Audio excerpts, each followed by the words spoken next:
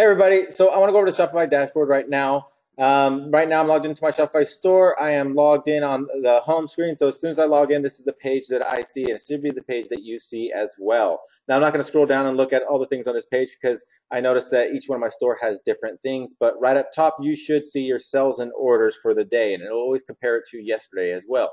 Then you'll see your payout schedule as well, what your Shopify payments are. This isn't your PayPal payments. These are your Shopify payments. Only the payments that went through credit or debit if you have your Shopify payments. Then next you have, I'm going to go down this left side, this bar right here. Next you have your orders tab. The orders tab is where you look at your orders, obviously, and this is the orders in numerical order, and then so as the time that they came in, and you could click on each one of these and look at the information. You could also look at these tabs up here, so you could filter these orders by open, unfulfilled, and unpaid. You could also filter them with these filters as well. So payment status, or let's see, one of them I like to look at is, date is last week, right? So these are the orders over the last week or something like that. You might want to do some sort of filtering. Or also abandoned checkouts. You can see all of your customers that abandoned their checkout. The next tab is the products tab. This is where you set up your products. Notice these little arrows right here. That means there's a submenu. So when you click on these ones, these three right here, there'll be a submenu, right? And you might have more as you continue to grow your store. Click on the products one, you got the product list. This goes over all of your products. Inventory goes over the products that you are running out of inventory on so that you could update your inventory. Collections is your basically categories. This is where you create each one of your categories, and then you could add your products to various categories. And then gift cards, I have no clue why it's here in the products tab, but I'm assuming because gift cards are a product, right? And then after the products tab, you have your customers. Your customer list is awesome. You can look at the customer information.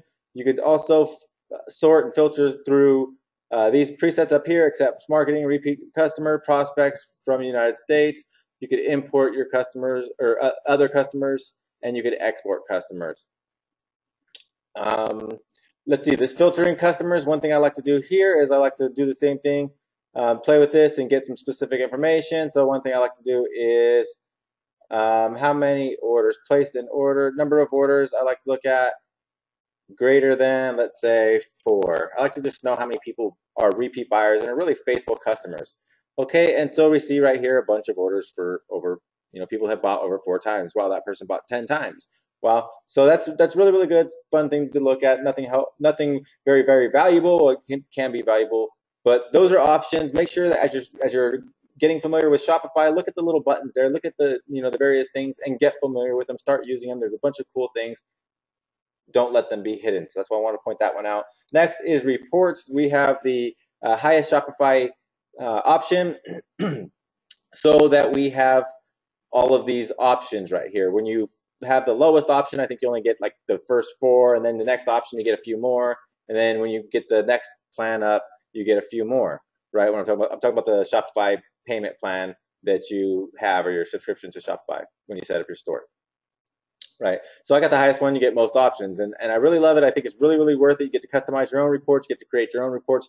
It's not very there's not a whole lot of options that you could do, but it's very, very helpful to have the upper plan. I mean, just looking at different payments and setting up custom product sales reports, it's very, very helpful, right? So then you have the discounts. Next is discounts. This is where you set up like your coupon codes and promotion codes, things like that. You have next after that, you have your sales channels. Right here I have my online store and my buy button. So for Shopify's online store, we have again this sub menu. In this sub menu, when you click on it, it gives me my sales stats for my online store. But also on my online store, I have a blog, so it lets me handle my blog posts. I have pages, so it lets me deal with my pages. I have themes, so it lets me deal with my themes, my navigation, and my domains. These are all part of my online store, so they are under the online stores tab. Then you got your buy button. I'm not going to go over that one right now because most of you won't be using it, but all of your other sales channels will be listed here. Then you have your apps. This is where you're going to deal with your apps. So I told you in an earlier video where you're going to go download apps. That is here on this page. And when you're here, you can look at the apps that you have. You could open them up and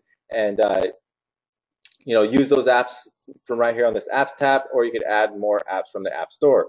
Then you have your settings. This is where you set up your store. And one of the next videos, I'm going to go over how to actually go through each one of these and get your store set up. I'm going to go through everything that you need to do that is essential to get going on a Shopify store.